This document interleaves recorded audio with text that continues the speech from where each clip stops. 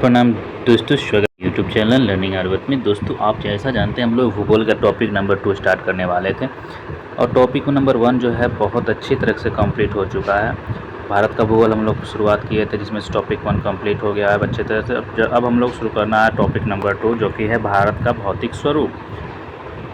तो देखिएगा दोस्तों, देश के कुल क्षेत्रफल के 10.7% भाग जो है उच्च पर्वत श्रेणियाँ हैं। कितना पर पर्वत श्रेणी है वो भी ऊंचा ऊंचा, तो 10.7% पर देश के टोटल क्षेत्रफल का 10.7% ऊंचा ऊंचा पर्वत श्रेणियाँ हैं। ऊंचा ऊंचा पर्वत श्रेणियाँ ये सब जो हो गया, जिनकी ऊंचाई अगर देखा जाए तो समुद्र के तल से नापा जाता है कहीं भी, तो ऊंचाई कितना है तो समुद्र तल से है 2135 मीटर। किलोमीटर में कितना हो जाएगा 2 किलोमीटर 135 मीटर, तो उससे भी अधिक है। ये तो एवरेज है, इससे भी अधिक है 3135 मीटर या फिर उससे भी अधिक है। 305 मीटर से लेके 3135 मीटर की ऊंचाई वाली जो पहाड़ियाँ होती है वो है 18.6% भूभाग पर ये फैली हुई है। मतलब 305 मीटर से लेके 3135 मीटर वाला जो सबसे हाइट वाला होता है, वो सब की जो ऊंचाई वाला जो पहाड़ी होती है वो है 18.6% भूभाग पर फैला है। बाकी का 43% भूभाग पर जो है ना विस्तृत मैदान का विस्तार है। क्या है? 43% पर विस्तृत मैदान का विस्तार है। ठीक है ना। तो हम लोग यहाँ से देख लिए थे 70% भाग पर उच्च पर्वत श्रेणियाँ हैं जिनकी ऊंचाई समुद्र तल से 2135 मीटर या उससे अधिक है। 305 मीटर से लेकर 2135 मीटर की ऊंचाई वाली पहाड़ियाँ जो है वो 18.6% भूभाग पर फैला हुआ है। कितना? जिसको हम लोग पठार भी बोल सकते हैं। 43% भूभाग पर क्या है तो मैदान है। 43% भाग पर क्या है? मैदान है।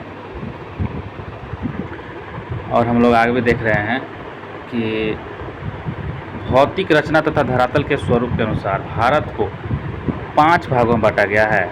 मतलब भौतिक रचना और धरातल जो है, धरातल उसके रूप के अनुसार अगर देखा जाए तो भारत को 5 भागों में बांटा गया है धरती के हिसाब से। एक उत्तरी पर्वतीय मैदान, देखिए ये हमारा जो है कहना गया,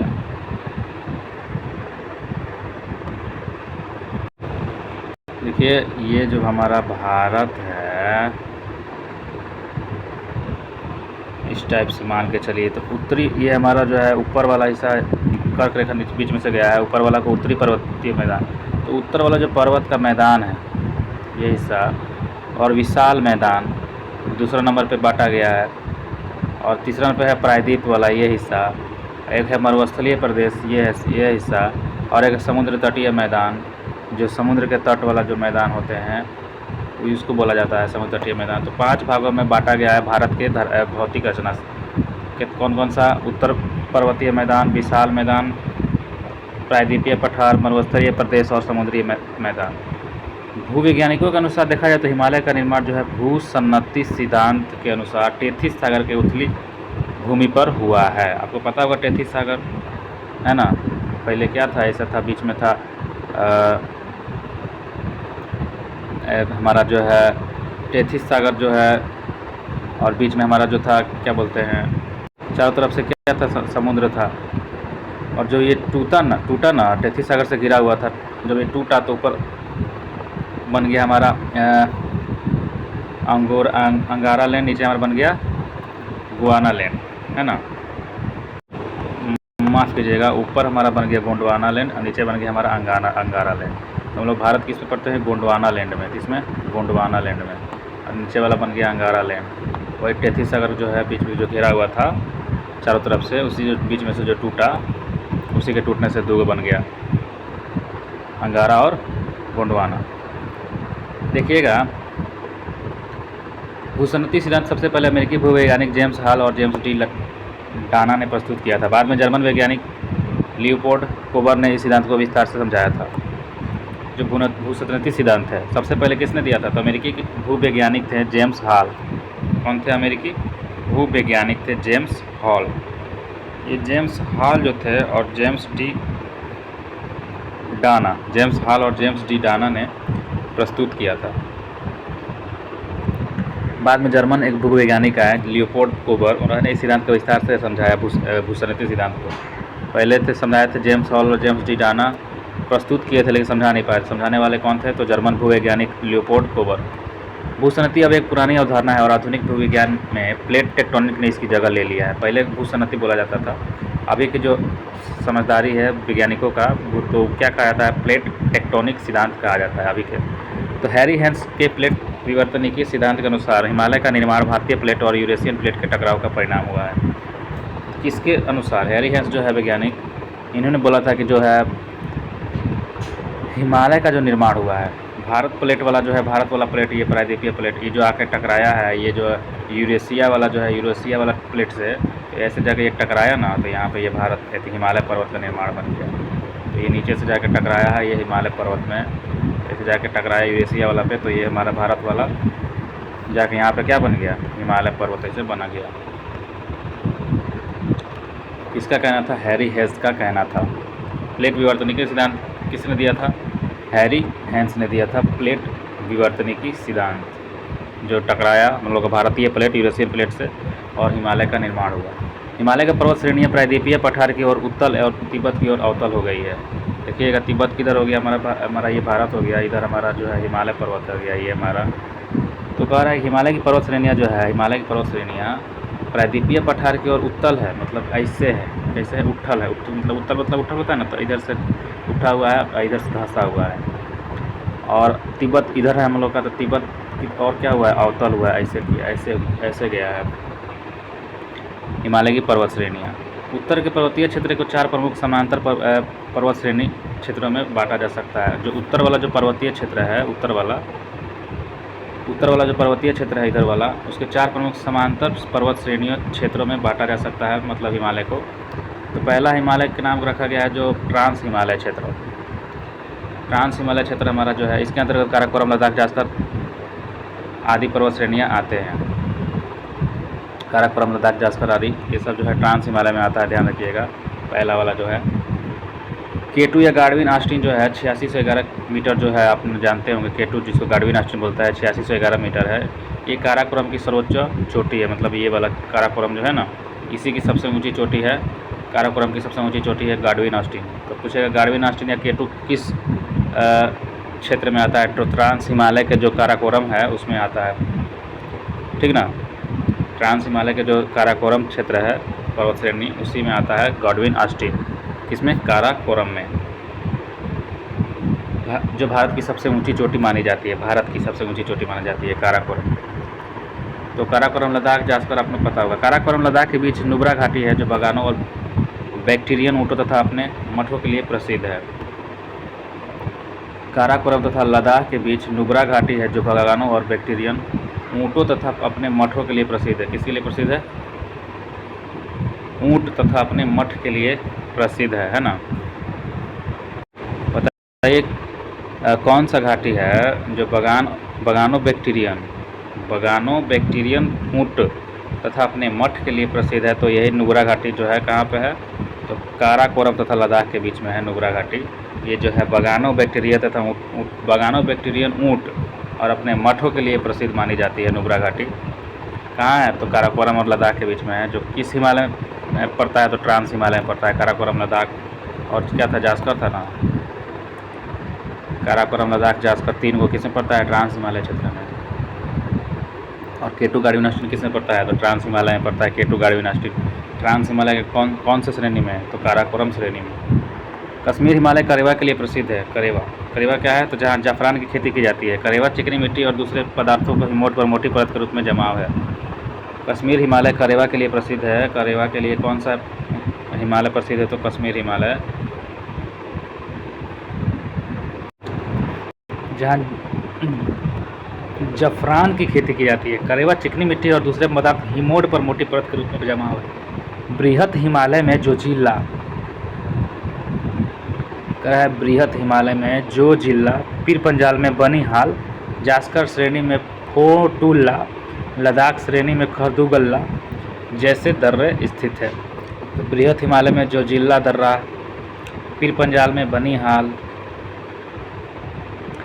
जाल में फंसा लिया बनी को, बृहत जो जिला बृहद हिमालय में है जो जिला, पीर पंजाल में है बनिहाल, जास्कर श्रेणी में है फोटुल्ला, जास्कर श्रेणी में है फोटुल्ला दर्रा, लद्दाख श्रेणी में है खरदुगल्ला दर्रा, लद्दाख में है खरदुगल्ला, जास्कर में है फोटुल्ला दर्रा। कश्मीर हिमालय क्षेत्र में ही मीठे जल की झील जो है डल और वुलर और खारे जल की झील और जो कि पोंगोंग सो या फिर सोमुरिरी स्थित है। डल और वुलर झील कैसा है तो मीठे जल की झील है, डल झील और वुलर झील। डल झील और वुलर झील कैसा है, मीठा जल है। खारा जल कौन सा है, पोंगांग सो और सोमुरिरी, पोंगांग सो और सोमुरिरी। सोमुरिरी जो है ये कैसे है तो ये खारा जल है जो कि कश्मीर हिमालय क्षेत्र में पाया जाता है। खारा जल है, कैसा जल है, खारा जल है। आगे देखा जाए वैष्णो देवी अमरनाथ का गुफा, चारवास को कश्मीर बोला जाता है। अब ऐसे है ना, ऐसे भारत ये है ना हुआ तो हमारा वैष्णो देवी अमरनाथ गुफा और चरार शरीफ जैसा तीर्थ स्थान किधर है, कश्मीर में है, चाहे उत्तर पश्चिम हिमालय में स्थित है। हिमाद्री क्या होता है, दूसरा नंबर। पहला हम लोग देख लिए थे ट्रांस हिमालय क्षेत्र, जिसमें क्या था, काराकोरम, लद्दाख, जास्कर और काराकोरम में केटू था, गाढ़वी नास्टिन था, 86 से 11 किलोमीटर था, है ना, जो काराकोरम की सबसे ऊंची चोटी थी भारत का भी। और देखा जाए दूसरा पे आता है हिमाद्री अर्थात सर्वोच्च या फिर बृहद हिमालय जिसको कहा जाता है, दूसरा नंबर पे आता है। तो ऐसे करके है हमारा हिमालय का श्रृंखला। सबसे ऊपर आता है ट्रांस, बृहद जिसको हम लोग हिमाद्री बोल सकते हैं, सर्वोच्च बोल सकते हैं। उसके बाद हमारा लघु और उसके बाद सबसे नीचे शिवालिक। तो चलिए हम लोग दूसरा देखते हैं हिमाद्री अर्थात सर्वोच्च बृहद हिमालय। देखिएगा यह हिमालय की सबसे ऊंची श्रेणी होती है। यह हिमालय की सबसे ऊंची, इसलिए इसका नाम है बृहद हिमालय या फिर हिमाद्री। सर्वोच्च है, सबसे ऊंचा। जाहिर पहला ऐसा नहीं है कि पहला जो होगा वही सबसे ऊंचा होगा, नहीं। ट्रांस हिमालय उतना ऊंचा नहीं है, उससे हिमालय दूसरा वाला जो है ज़्यादा ऊंचा है, जो दूसरा वाला है, ठीक, जिसको बृहद हिमालय नाम रखा गया है। इसकी औसत ऊंचाई 6000 मीटर है। उधर देखे थे हम लोग कितना कम था, इधर था मात्र ट्रांस हिमालय का क्षेत्र कितना था जी, अच्छा केटू था वो खाली 8611 मीटर, जो कि सबसे बड़ा था। लेकिन इसका एवरेज 6000 मीटर है सबका, सारा पहाड़ जो है पर्वत पहाड़ी सब 6000 मीटर इसका एवरेज है बृहद हिमालय का।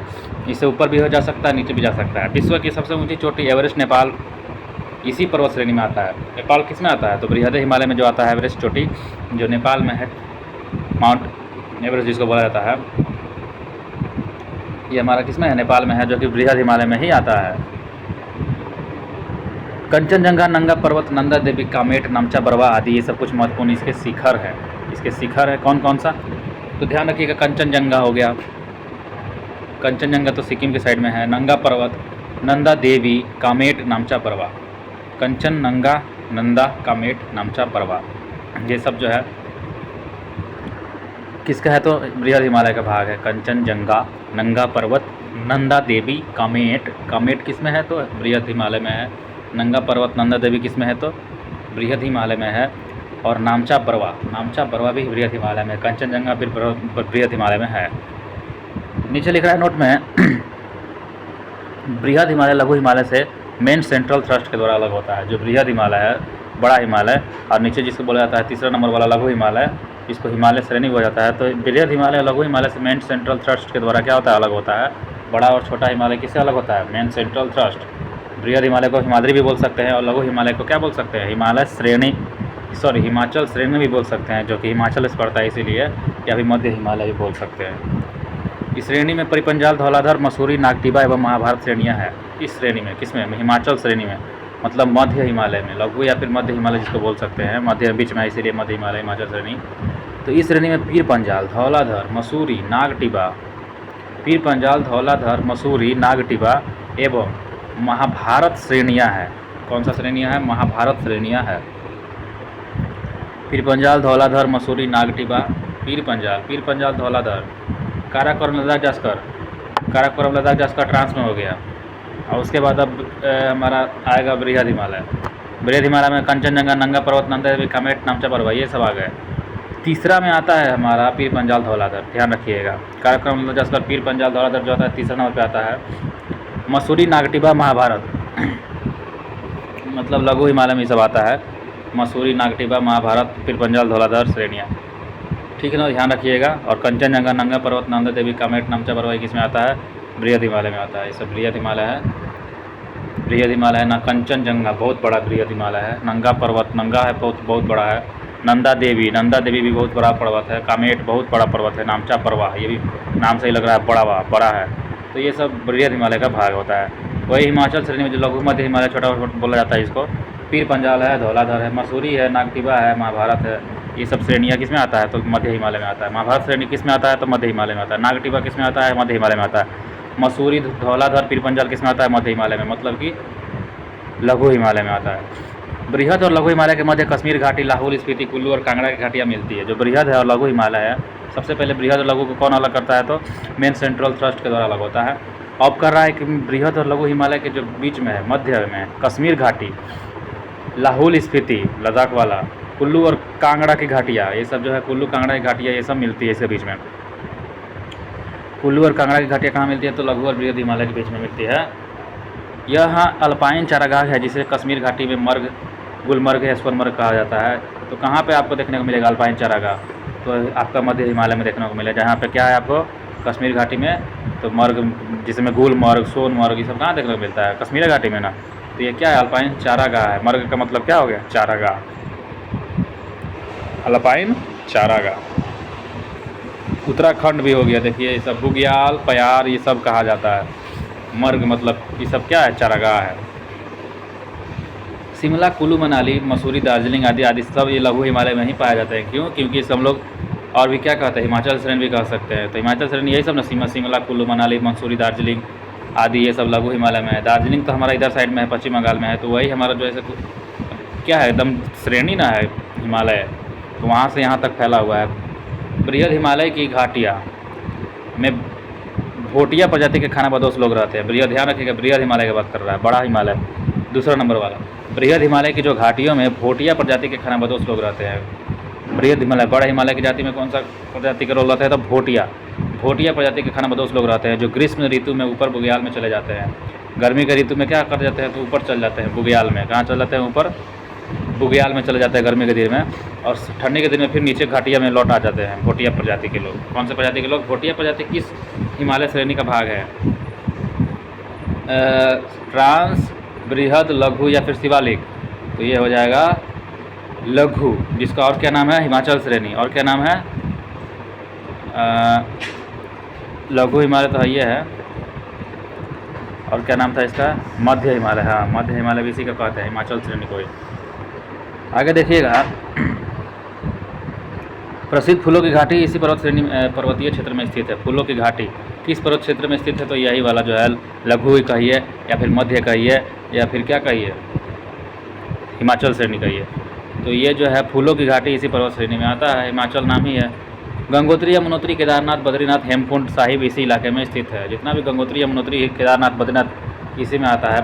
हेमकुंड किसमें? तो लघु हिमालय में है, मध्य हिमालय कहिए या फिर क्या कहिए, हिमाचल श्रेणी कहिए। आगे कह रहा है दार्जिलिंग और सिक्किम जो है ये ना हिमालय क्षेत्र में तेज बहाव वाली तीस्ता नदी बहती है। दार्जिलिंग और सिक्किम हिमालय क्षेत्र में तेज बहाव वाली क्या बहती है? तो तीस्ता नदी बहती है। और कंचनजंगा जैसी कंचनजंगा जैसे ऊंची चोटी जो है और गहरी खाइयाँ पाई जाती है, ठीक है ना। तो कंचनजंगा ये सब में पाया जाता है।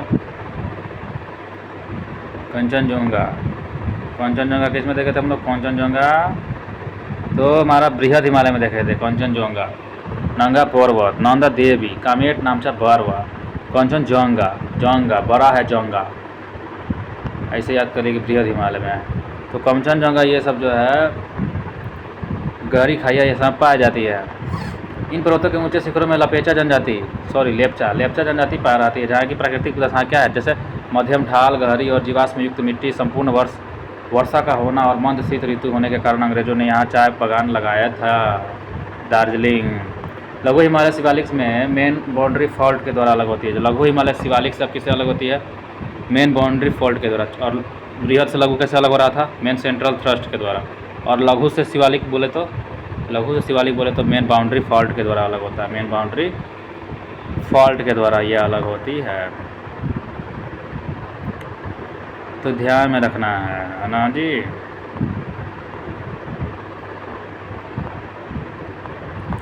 आगे बढ़ा जाए। यहाँ से क्वेश्चन आता है दोस्तों,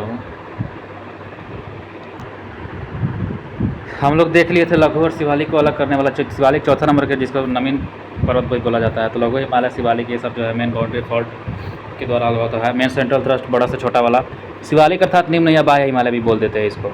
यह हिमालय का नवीनतम भाग है और ये बाह्य हिमालय है, नवीनतम भाग भी है शिवालिक, और निम्न हिमालय भी इसी को कहते हैं। शिवालिक क्योंकि नीचे है। शिवालिक और लघु हिमालय के बीच कई घाटी है, जैसे कि काठमांडू घाटी। शिवालिक और लघु हिमालय के बीच में है ये सब घाटी है, काठमांडू घाटी। पश्चिम में इन्हें दून या द्वार भी कहते हैं, जैसे देहरादून। देहरादून किसमें पड़ेगा? शिवालिक और लघु हिमालय के बीच में पड़ेगा। जैसे सबसे बड़ा दून है देहरादून। और हरिद्वार शिवालिक के निचले भाग को तराई कहते हैं। शिवालिक के निचले भाग को क्या कहते हैं? तराई। क्या कहते हैं दोस्तों? शिवालिक जो है ना, शिवालिक पहाड़ियाँ, उसके निचले वाले भागों को तराई कहते हैं। क्या कहते हैं? तराई। बहुत तर पानी लगा रहता है तो तरल रहता है, तो तराई कहते हैं। क्या कहते हैं? तराई कहते हैं। ठीक है ना। देहरादून हरिद्वार किसके बीच में है? तो किस हिमालय के बीच में है? तो यहाँ से क्वेश्चन बन गया। तो ये हमारा जो है लघु हिमालय और शिवालिक के बीच में पाया जाता है। देहरादून सबसे बड़ा दून और हरिद्वार शिवालिक, ये सबके भाग है जिसको तराई कहते हैं, निचले भाग को। आगे कह रहा हिमालय की नदियों के आधार पर बांटा गया है। देखिएगा विभाजन हम लोग ने जानते हैं, हम लोग जो है सिंधु से सतलज, ऐसे हम लोग पढ़े भी होंगे। ये हमारा जो हिमालय पर्वत श्रेणी है, इसको ऐसे ऐसे बांटा गया है। तो यहाँ पे है सिंधु से सतलज। सिंधु से सतलज हमारा जो है पंजाब हिमालय या फिर कश्मीर हिमालय। सतलज से काली कुमायूं हिमालय, कुमायूं हिमालय। काली से तीस्ता नेपाल हिमालय, काली से तीस्ता नेपाल हिमालय। और तीस्ता से दिहांग हमारा असम हिमालय।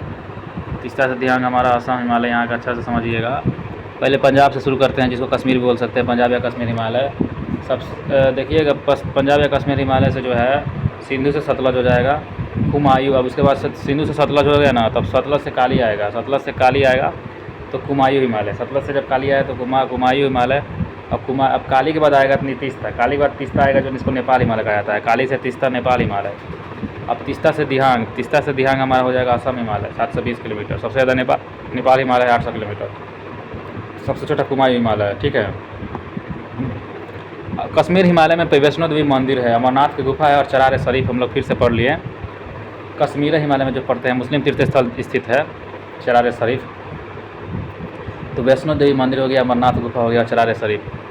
कुमायूं हिमालय मुख्य रूप से उत्तराखंड राज्य में स्थित है। कुमाऊं हिमालय मुख्य रूप से किधर है? तो कुमाऊं हिमालय मुख्य रूप से उत्तराखंड राज्य में स्थित है। किधर है? उत्तराखंड में। इसकी महत्वपूर्ण चोटियाँ जो है ना, नंदा देवी, कामेट, त्रिशूल, बद्रीनाथ, केदारनाथ, बंदरपूछ, ये सब इसमें पाया जाता है उत्तराखंड में। इसीलिए उत्तराखंड में फूलों की घाटी भी कहा जाता है। दून और द्वार घाटी भी कुमाऊं हिमालय के अंतर्गत ही आता है। तो फूलों की घाटी, दून और द्वार घाटी किस हिमालय के अंतर्गत आता है? यहाँ से क्वेश्चन बनेगा। तो कुमाऊं हिमालय के अंतर्गत आता है। कुमाऊं हिमालय के अंतर्गत आता है। और ये कुमाऊं हिमालय मुख्य रूप से है कहाँ, किस राज्य में है? उत्तराखंड राज्य में है। इसीलिए नंदा देवी, कामेट, त्रिशूल, बद्रीनाथ, केदारनाथ सब बंदरपूछ कहाँ है? उत्तराखंड में है। फूलों की घाटी, दून और द्वार घाटी किसको कहा जाता है? कुमाऊं हिमालय, जिसको कहाँ पे आता है? उत्तराखंड राज्य में आता है। फूलों की घाटी उत्तराखंड राज्य के चमोली जिले में स्थित है। जो फूलों की घाटी है, ये फूलों घाटी उत्तराखंड में कामना जिला में है, तो चमोली जिला में है। चमोली जिला में है। चमोली, चमेली के फूल, ऐसे याद रख लीजिएगा। चमोली जिला में चमोली के फूलों की घाटी है उत्तराखंड में। चमोली जिला में चमेली के फूलों की घाटी उत्तराखंड में। इसे 1982 में राष्ट्रीय उद्यान घोषित किया गया था थी फूलों की घाटी को, जो कहाँ है? चमोली में, उत्तराखंड राज्य में। और इसे 2005 में यूनेस्को द्वारा विश्व धरोहर स्थल के रूप में भी मान्यता मिली थी। इसे 2005 में क्या हुआ था? यूनेस्को द्वारा विश्व धरोहर स्थल के रूप में मान्यता मिला है। 2005 में इसको यूनेस्को भी मान्यता दे दिया है धरोहर स्थल के रूप में फूलों की घाटी को, जो कहाँ है? चमोली में है, राज्य में, जिला में, और उत्तराखंड राज्य में। नंदा देवी राष्ट्रीय उद्यान और फूलों की घाटी राष्ट्रीय उद्यान जो है ना, भौगोलिक रूप से पास में ही स्थित है। नंदा देवी और फूलों की घाटी दोनों मिलकर एक संयुक्त यूनेस्को विश्व धरोहर स्थल बना देते हैं। ये दोनों नंदा देवी बायोस्फीयर रिजर्व का हिस्सा भी है। ये दोनों नंदा देवी बायोस्फीयर का हिस्सा है।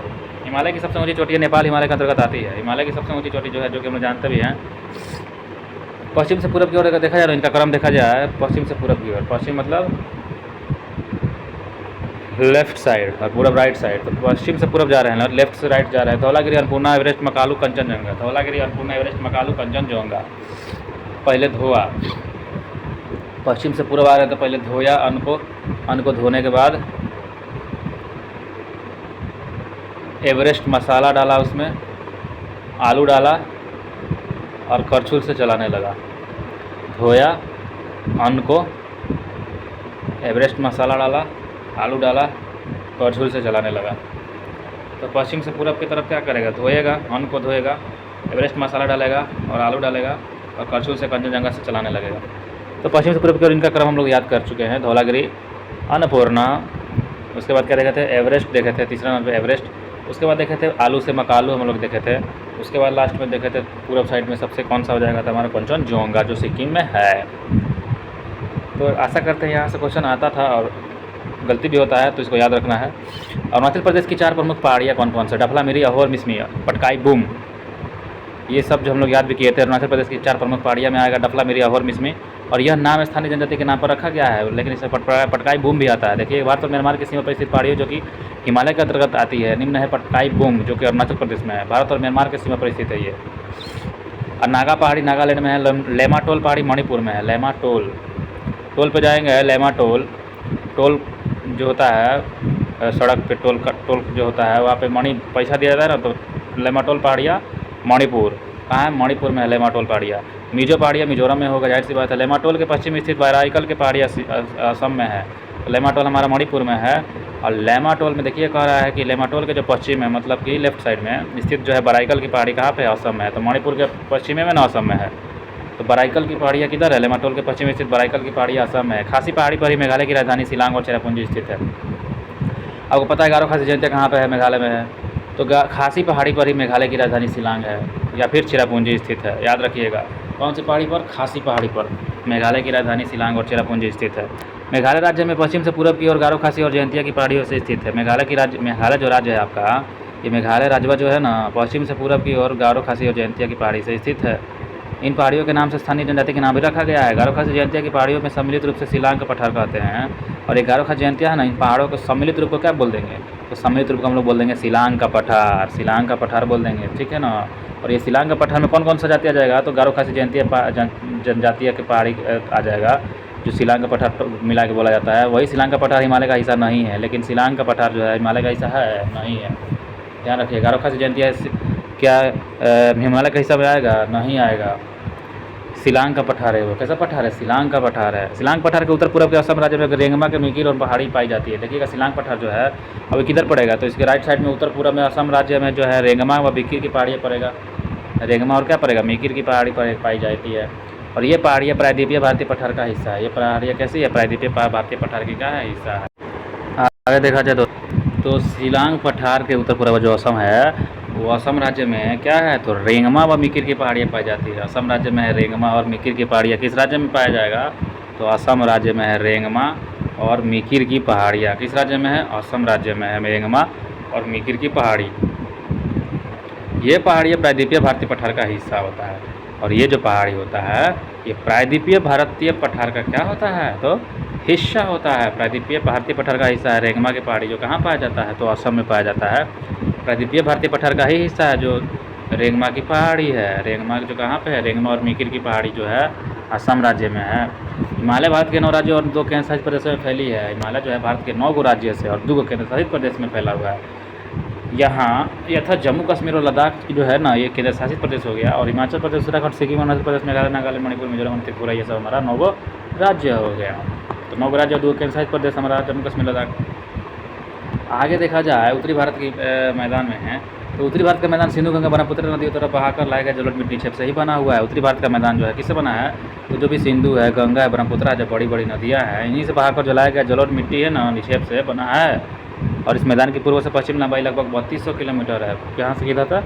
पूरब से पश्चिम, मतलब राइट से लेफ्ट की तरफ जाइएगा तो लंबाई 3200 किलोमीटर पाया जाएगा। ये उत्तरी मैदान का लंबाई की बात कर रहा है, 3200 किलोमीटर है। और औसत चौड़ाई 150 से 300 किलोमीटर पाया जाता है। उत्तरी मैदान का औसत चौड़ाई कितना से कितना किलोमीटर है? 150 से 300 किलोमीटर पाया जाएगा। और इसका लंबाई कितना सौ है? 3200 किलोमीटर लंबाई है उत्तरी मैदान का लंबाई। उत्तर से दक्षिण दिशा में उत्तरी भारत के मैदान को 3 भागों में बांट सकते हैं। उत्तर से दक्षिण में देखा जाए तो, ऊपर से नीचे देखा जाए तो उत्तरी भारत के मैदान को हम लोग 3 भाग में बांट सकते हैं, भाबर, तराई और जलोढ़। तराई वाला याद आया? तराई। अगर देखा जाए तो ये हमारा भाबर, तराई और जलोढ़ किसका भाग है? तो उत्तरी मैदान का भाग है, जो उत्तर से दक्षिण में 3 पतला पतला बांटा गया है। भाबर देखिए क्या होता है, ये 8 से 10 किलोमीटर तक भी पाया जाएगा।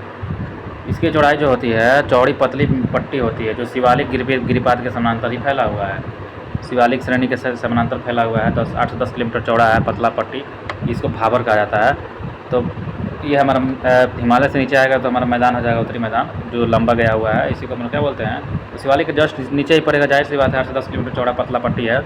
हिमालय पर्वत श्रेणियों से बाहर निकलती नदियों यहाँ पर भारी एवं बड़े सैल और गोलास में, जिसको गोल चिकना पत्थर कहा जाता है, जमा कर देती है और कभी कभी स्वयं इसी में लुप्त भी हो जाती है, भाबर जिसको कहा जाता है। हिमालय पर्वत श्रेणी के ये बाहर निकलती नदियाँ जो है, हिमालय पर्वत श्रेणी से जो बाहर निकल रहा है नदी, वही क्या करता है, भारी और बड़ा सैल और मतलब कि चट्टान उट्टान लेके चिकना चिकना पत्थर क्या करता है, जमा कर देता है लिया के, और कभी कभी स्वयं इसमें भी लुप्त हो जाएगा वो। तराई क्या होता है, तो देखिए भाबर के दक्षिण में तराई क्षेत्र, जाहिर सी बात है, पहले भाबर आएगा, शिवालिक के नीचे भाबर, भाबर के नीचे तराई, तराई के नीचे जलोढ़। तो भाबर के दक्षिण में तराई क्षेत्र पाया जाता है, जिसकी चौड़ाई 10 से 20 किलोमीटर है। भाबर क्षेत्र में लुप्त नदियाँ इस क्षेत्र में धरातल पर निकलकर प्रकट हो जाती है। भाबर क्षेत्र में जो लुप्त नदियाँ होती है ना, वही इस क्षेत्र में आके प्रकट होती है। भाबर में जो लुप्त हो गया था, नदी आके गुम गया था, वही आके इसमें अब क्या होता है, तो दिखने लगता है। यहाँ नदियों को निश्चित वाहिकाएँ नहीं होती है। ये क्षेत्र जो होता है अनूप मतलब होता है जल से घिरा हुआ होता है, दलदली होता है, और वन जाता है, मतलब बन जाता है, जिसे तराई कहते हैं। तराई का मतलब समझाएगा ना, तराई रहेगा एकदम दलदल रहेगा। यह क्षेत्र प्राकृतिक वनस्पति से ढका रहता है और विभिन्न प्रकार के वन्य प्राणियों का घर भी इसी में माना जाता है। तराई क्षेत्र में जो 10 से 20 किलोमीटर लंबा होता है, ठीक है ना, चौड़ा होता है, सॉरी। जलोढ़ देखा जाए, जलोढ़ अब नीचे आएगा तराई के नीचे। तो तराई से दक्षिण मैदान में जो है पुराने और नए जलोढ़ बना होने के कारण से बांगर या खादर कहलाता है। तो बांगर खादर इसी में पाया जाता है, जलोढ़े में। उत्तर भारत के मैदान में बहने वाली नदियाँ अपने मुहाने पर बड़े बड़े डेल्टा का निर्माण करती है। जो उत्तर भारत के मैदान में बनने वाली नदियाँ होती है, अपने मुहाने पर क्या करती है, तो बड़ा बड़ा डेल्टा का निर्माण करती है। जैसे कि सुंदरवन डेल्टा हो गया, ये सब किसमें है, उत्तरी भारत के मैदान में आता है। उसमें जो बह रहा है नदी ना, वही जाके क्या करेगा, डेल्टा बनाएगा, जिसको सुंदरवन डेल्टा पश्चिम बंगाल में बोला जाता है। सामान्य तौर पर यह एक सपाट मैदान होता है, इसकी समुद्र तल से औसत ऊंचाई मात्र 50 से 100 मीटर होती है। ये सुंदरवन डेल्टा का है ना, तो जो ठीक है। तो बांगर खादर किसमें है, जलोढ़ बोला जाता है इसको, बांगर खादर को। आपको पता होगा बांगर खादर, खादर नया बांगर पुराना, है ना, मिट्टी। हरियाणा और दिल्ली सिंधु और गंगा नदी तंत्रों के बीच जल विभाजक है। यानी हरियाणा जो है ना, दिल्ली में, हरियाणा एवं दिल्ली जो है वो सिंधु और गंगा नदी तंत्रों के बीच में आता है। हरियाणा और दिल्ली किस में आता है दोस्तों, तो सिंधु नदी है और इधर से गंगा नदी है, दोनों के बीच में कौन आएगा, सिंधु इधर से बह गई लेफ्ट से, और राइट से हमारा गंगा नदी बह गई, बीच में हमारा क्या आ जाएगा, हरियाणा और दिल्ली आ जाएगा, ध्यान रखिएगा। अरावली की पहाड़ियाँ सबसे पुरानी प्री कैम्ब्रियन काल की चट्टानों से बनी हुई है। अरावली की पहाड़ियाँ, अरावली आपको पता होगा अरावली पहाड़ी कहाँ है, तो राजस्थान में साइड में पाया जाता है। तो अरावली की पहाड़ियाँ सबसे पुरानी प्री कैम्ब्रियन काल की चट्टानें हैं। सबसे पुराना अरावली हो गया, शिवालिक सबसे नया हो गया। अरावली की पहाड़ियाँ सबसे पुरानी प्री कैम्ब्रियन काल की चट्टानें होती है। किस काल की चट्टानें, तो प्री कैम्ब्रियन काल की चट्टानें होती है। और इसका विस्तार उत्तर पूर्व से दक्षिण पश्चिम दिशा में है। उत्तर पूर्व से है, मतलब उत्तर हो गया हमारा, यह हो गया पूर्व। ऐसे तिरछा जिस राजस्थान है वैसे ही ये भी है, तो दक्षिण पश्चिम दिशा में है। इसकी कुल लंबाई 692 किलोमीटर मानी जाती है। पूछेगा कि अरावली की लंबाई कितनी है, तो 692 किलोमीटर मानी जाती है। लगभग में 692 किलोमीटर मानी जाती है, जो दिल्ली से शुरू होकर हरियाणा राजस्थान होते हुए गुजरात के पालनपुर तक जाता है। तो अरावली की श्रेणी किसमें किससे फंसा हुआ है, तो दिल्ली में है, अरावली की पहाड़ी है, दिल्ली में हरियाणा के बाद राजस्थान है, राजस्थान के बाद गुजरात है। अरावली की पहाड़ियाँ दिल्ली से शुरू होकर हरियाणा राजस्थान होते हुए गुजरात के पालनपुर तक जाती है। अधिकांश भाग राजस्थान राज्य में स्थित है। राजस्थान में इसका सर्वाधिक विस्तार उदयपुर में है और न्यूनतम विस्तार अजमेर में है। राजस्थान में देखा जाए ना, तो इसका सबसे ज़्यादा विस्तार कहाँ पे है, तो उदयपुर में है। शिवालिक अरावली का जो है सबसे अधिक विस्तार किधर है, उदयपुर में है, और न्यूनतम विस्तार अजमेर में है। न्यूनतम विस्तार कहाँ पे है, तो दोस्तों अजमेर में है। इस पहाड़ी की सबसे ऊँची चोटी है ना, माउंट आबू पर स्थित गुरु शिखर है। देखिए गुरु शिखर कहाँ पर पाया जाता है, तो अरावली का भाग है। अरावली पहाड़ी का सबसे ऊंचा माउंट आबू पर स्थित है गुरु शिखर, माउंट आबू पर स्थित है। अरावली पहाड़ी की सबसे ऊंची चोटी जो है माउंट आबू, इसी में स्थित है गुरु शिखर। नीचे दक्षिण साइड में मत चल जाना है गुरु शिखर को ढूंढने। गुरु शिखर किसके सबसे ऊंची चोटी है, तो अरावली की माउंट आबू जो है उसी में स्थित है गुरु शिखर, अरावली वाला गुरु शिखर। इसकी ऊंचाई 17 से 22 मीटर है, तो पता ही होगा आपको, 17 से 22 मीटर है गुरु शिखर। अरावली के पश्चिम ओर से लूनी नदी एवं पूर्व की ओर से बनास नदी बहती है। जो हमारा अरावली हो गया, मान के चलिए ये हमारा राजस्थान हो गया, यहाँ पे राजस्थान है ना जी। और यहीं पे हमारा जो है, हमारा क्या है, तो अरावली है। कह रहा है कि अरावली के पश्चिम ओर से, पूरा वाला ये हो गया, पश्चिम वाला ये हो गया। अरावली के पश्चिम ओर से लूनी नदी, मतलब इधर से लूनी नदी बहती है, और पूरब की ओर से बनास नदी, पूरब की ओर से बनास नदी निकलती है। लूनी नदी कच्छ के रण में गायब हो जाती है। ये गुजरात वाला जो कच्छ के रण है, इसी को बोला जाता है, इसमें गायब हो जाती है। बनास नदी उद्गम राजसमंद जिले में कुंभलगढ़ से 5 किलोमीटर दूर अरावली पर्वतमाला की खमनौर पहाड़ियों के वीरों के मठ नामक स्थान से होता है। जो बनास नदी अब जो आया, ये उसका उद्गम होता है राजसमंद जिला जो है कुंभलगढ़, जो राजस्थान में ही है, वहाँ से निकलता है। बनास नदी निकलता है कहाँ से? तो राजस्थान से निकलता है, राजस्थान से निकलता है बनास नदी। बनास नदी कहाँ से निकलता है? बनारस में मत चलिएगा, बनास नदी हमारा राजस्थान में है। और राजस्थान के जो राजसमंद जिला है, बनास नदी जो है राजसमंद जिला में कुंभलगढ़ में 5 किलोमीटर दूर अरावली पर्वतमाला की खमनौर पहाड़ियों के वीरों का मठ नामक स्थान से इसका उद्गम होता है। अरावली से ही होता है ना। कुंभलगढ़ से 5 किलोमीटर दूर जाएगा तो अरावली पर्वतमाला की खमनौर पहाड़ी के वीरों का मठ, जिसको बोला जाता है खमनौर पहाड़ी का मतलब वीरों का मठ, वहीं से ये निकलता है बनास नदी, ठीक ना। जो किधर है? अरावली के राइट साइड में है। और अरावली के लेफ्ट साइड में क्या है? तो हमारा अरावली के लेफ्ट साइड में हमारा है लूनी नदी। कौन सी नदी? लूनी नदी, है ना। वैसी नदी जो ज़मीन में ही लुप्त हो जाती है उसको बोला जाता है द रिवर ऑफ एम्फेमरल कहते हैं। द रिवर ऑफ एम्फेमरल, जो नदी क्या हो गई? ज़मीन में ही गायब हो गई। मालवा का पठार जो है ना, मालवा का पठार, बताइए मालवा का पठार किधर है? तो मालवा का पठार जो है पश्चिम मध्य प्रदेश और दक्षिण पूर्व राजस्थान राज्य में स्थित है। सबसे पहले हम लोग बना लेते हैं भारत। तो मालवा का पठार देखिए पश्चिम मध्य प्रदेश, हमारा मध्य प्रदेश के पश्चिम वाला हिस्सा हमारा क्या हो गया? ये वाला हो गया। बीच में मध्य प्रदेश है तो पश्चिम मध्य प्रदेश और दक्षिण पूर्व राजस्थान। अब ये हमारा राजस्थान हो गया, इसके दक्षिण पूर्व में ये है ही ना, हमारा दक्षिण पूर्व हो गया। तो दक्षिण पूर्व राजस्थान में है। और यह मालवा का पठार कहाँ पे है? तो यहीं पे है मालवा का पठार, मतलब मध्य प्रदेश की मान सकते हैं। यह ज्वालामुखी चट्टानों का बना होता है। मालवा का पठार किससे बना है? ज्वालामुखी चट्टानों का बना होता है। यह पठार त्रिभुजाकार होता है। मालवा का पठार कैसा होता है? तो त्रिभुजाकार होता है। मालवा का पठार जो है वो कैसा होता है? त्रिभुज आकार का होता है। त्रिभुज आकार का मालवा का पठार होता है। त्रिभुज आकार का मालवा का पठार होता है। त्रिभुज आकार का होता है। और इसकी ढाल जो होता है उत्तर पूरब की ओर है। इसका ढाल किधर है? ढाल ढाल ढाल उत्तर हमारा हो गया ऊपर और पूरब हो गया हमारा इधर। तो ऐसे ही ढाल इसका ढाल है। इसका ढाल किस है? तो ऐसे इसका ढाल है, ठीक है ना, ऐसे इसका ढाल है। इसके उत्तर में विंध्याचल पर्वत और दक्षिण में सतपुड़ा, पश्चिम में गुजरात। देखिएगा इसके उत्तर में मतलब मालवा का पठार जो है, ये मालवा का पठार हो गया। मालवा के पठार जो है इसके उत्तर में विंध्याचल पर्वतमाला है, इसके ऊपर में विंध्याचल है। मालवा के पठार के विंध्याचल है, ठीक। और दक्षिण में सतपुड़ा है। दक्षिण में क्या है? सतपुड़ा है। दक्षिण में क्या है? सतपुड़ा है। तो मालवा के ऊपर जाइए, माल के ऊपर विंध्याचल, विंध्याचल के माल के नीचे सतपुड़ा। तो याद रखना है मालवा के पठार विंध्याचल और नीचे सतपुड़ा है। पश्चिम में तो गुजरात आपको पाया ही जाएगा, जाहिर सी बात है। गुजरात की सीमा और पूरा में बुंदेलखंड की उच्च भूमि है। पूरा में इधर बुंदेलखंड की उच्च भूमि है। यहाँ काली मिट्टी पाई जाती है जो कपास और सोयाबीन की खेती के लिए प्रसिद्ध है। मालवा के पठार की सबसे ऊंची चोटी हो ना, सिगार है। मालवा के पठार की जो सबसे ऊंची चोटी है सिगार है। क्या है? सिगार है। मालवा के पठार की सबसे ऊंची चोटी सिगार है, जिसकी ऊंचाई 881 मीटर है। जिसकी ऊंचाई कितनी है? तो 881 मीटर है। मालवा के पठार की सबसे ऊंची चोटी सिगार है। क्या है? सिगार है। मालवा के पठार की सबसे ऊंची चोटी सिगार है। इस चीज़ की ऊंचाई 881 मीटर है। जिसकी ऊंचाई कितनी है? तो 881 मीटर है। तो मालवा के पठार की सबसे ऊंची चोटी सिगार है, जिसकी ऊंचाई 881 मीटर है। इस पठार से निकलने वाली प्रमुख नदियाँ हैं चंबल, बेतवा, छिपरा या फिर सिपरा। इस पठार से निकलने वाली प्रमुख नदियाँ कौन कौन सा है? तो देखिएगा मालवा का पठार इसी के बारे में कह रहा है। मालवा पठार की सबसे ऊंची चोटी सिगार है, जिसकी ऊंचाई 881 मीटर है। सिगार है और 881 मीटर है। मालवा के पठार की सबसे ऊंची चोटी है सिगार और इसकी ऊंचाई 881 मीटर है। इस पठार से निकलने वाला प्रमुख नदियाँ कौन कौन सा? मालवा पठार से जो निकलती है तो चंबल, बेतवा, ये सब चंबल, बेतवा ये सब कहाँ है? सब राजस्थान साइड में है। तो मालवा का पठार भी तो उधर है ना, मध्य प्रदेश के पश्चिम में है, राजस्थान के बगल में। तो चंबल, बेतवा, छिपरा या फिर सिपरा, काली सिंध, पार्वती, ये सब जो है मालवा के पठार से निकलती है। माही नदी इस पठार के पश्चिम भाग से प्रवाहित होती है। माही नदी जो है इस पठार के किधर से? तो पश्चिम छोर से, मतलब कि लेफ्ट साइड से भाग से प्रवाहित होती है माही नदी। और माही नदी का मुख्य जल जो है ना, स्रोत, ये विंध्याचल पर्वत श्रेणी में महेत झील से आता है और विंध्याचल से निकल के नीचे बह जाती है माही नदी, हम लोग जानते हैं।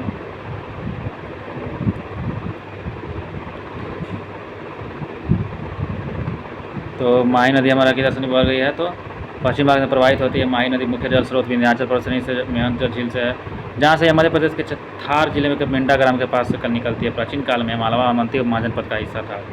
प्राचीन काल में क्या था, जब मालवा था ना, मालवा जो हम लोग कहते हैं मालवा पठार, ये अवंती महाजनपद का हिस्सा हुआ करता था। किसका हिस्सा हुआ करता था, तो अवंती महाजनपद का हिस्सा हुआ करता था। मालवा का पठार, मालवा जो है प्राचीन काल में अवंती महाजनपद का, ठीक है ना। उज्जैन इसकी राजधानी हुआ करती थी उस समय। अवंती महाजनपद की राजधानी उस समय क्या हुआ करती थी, उज्जैन हुआ करती थी। उस समय मालवा क्या होता था, तो मालवा जो था प्राचीन काल में मालवा अवंती महाजनपद की हिस्सा था और इसकी राजधानी उस समय उज्जैन हुआ करती थी। यहाँ महाकालेश्वर ज्योतिर्लिंग, सांची का स्तूप, मांडू के खंडहर आदि प्रमुख ऐतिहासिक स्थल पाए जाते हैं। यहाँ पर महाकालेश्वर ज्योतिर्लिंग, सांची का स्तूप हमारे मालवा के पठार में है। मांडू का खंडहर कहाँ है, मालवा में है, मालवा पठार में है। मालवा पठार है कहाँ, तो यही है मध्य प्रदेश के पश्चिम साइड में। तो यही मालवा त्रिभुजाकार है। मालवा के पठार में कह रहा है कि यहाँ पे क्या है, पहले अवंती महाजनपद की अथी होता था, जो उसकी राजधानी हुआ करती थी उज्जैन, मालवा के पठार में। और यहाँ महाकालेश्वर ज्योतिर्लिंग, सांची का स्तूप, मांडू का खंडहर है। महाकालेश्वर का ज्योतिर्लिंग है और क्या है, सांची का स्तूप मालवा के पठार में। सांची का स्तूप हमारा मध्य प्रदेश, तो सांची का स्तूप हमारा कहाँ है, मालवा के पठार में है।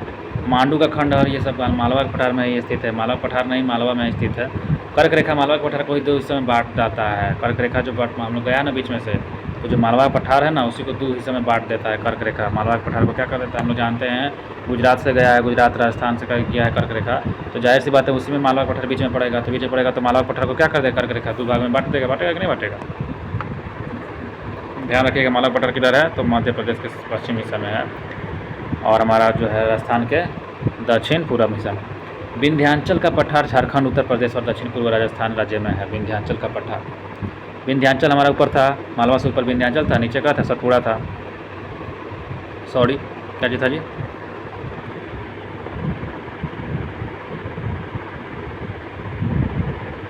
हाँ सही है, सतपुड़ा ही।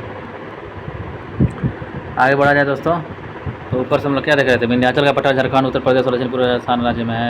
यह परतदार चट्टानों का बना होता है। ये देख रहे थे हम लोग, ये कंप्लीट कर लिए थे, तो यही ना देख रहे थे। तो विंध्याचल पठार जो है झारखंड, उत्तर प्रदेश में भी, थोड़ा सा दक्षिण पूर्व राजस्थान राज्य में भी है। विंध्याचल का पठार किस राज्य में पाया जाएगा, यहाँ से क्वेश्चन बनेगा। विंध्याचल का पठार जो है, सबसे पहले विंध्याचल पठार जो है मध्य प्रदेश के ऊपर में, मालवा पठार के ऊपर में। तो ये जो है झारखंड में थोड़ा सा पहुँचेगा, थोड़ा सा उत्तर प्रदेश में भी है। क्या बिहार में है विंध्याचल, नहीं है। दक्षिण पूर्व राजस्थान में भी है विंध्याचल का पठार। झारखंड, उत्तर प्रदेश और दक्षिण पूर्व राजस्थान में राज्य में पाया जाता है। थोड़ा सा राजस्थान हो गया, थोड़ा सा झारखंड हो गया, थोड़ा सा उत्तर प्रदेश हो गया। सिर्फ विंध्याचल का पठार पाया जाता है, बिहार में नहीं पाया जाता है। यह परतदार चट्टानों का बना होता है। परत दर परत इस चट्टान बना हुआ है, एक एक परत जुट के।